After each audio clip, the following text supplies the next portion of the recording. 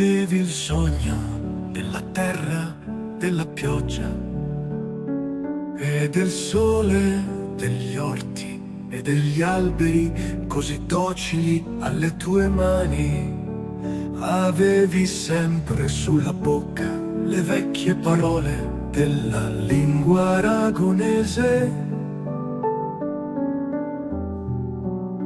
Ti guardavo ed eri tu il rappresentante di quei campi gialli.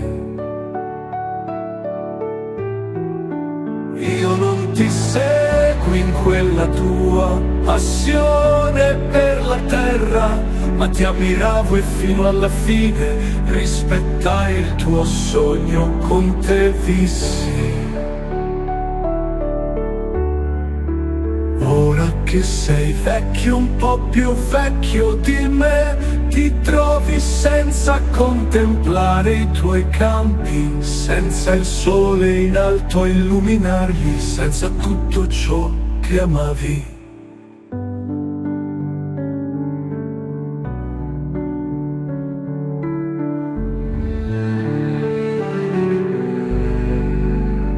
E qui sei seduto dietro i vetri della finestra, ormai languido e senza forze per coltivare il tuo amore. Vedo il tuo volto e soffro con la tua espressione di disincanto che mi dice che non sai chi e per quale motivo sollevò tutta quella chimera.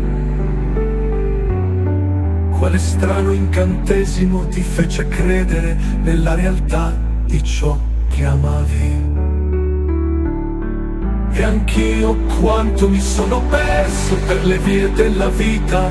Tutto fu così pieno di follia, finì sempre così ingannato.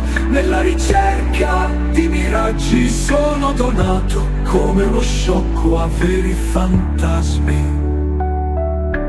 Ora, amore mio, ti vedo e riverisco e resto accanto a te, accanto all'ultima finestra. Sui vetri scivola qualche goccia,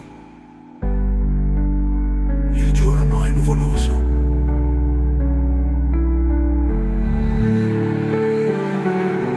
Penso a quei tempi in cui gioivamo come bambini nel labirinto delle illusioni, ma tutto si infrange nello strappo del grido incomprensibile nel tuo sguardo. Chi si prenderà cura dei miei campi?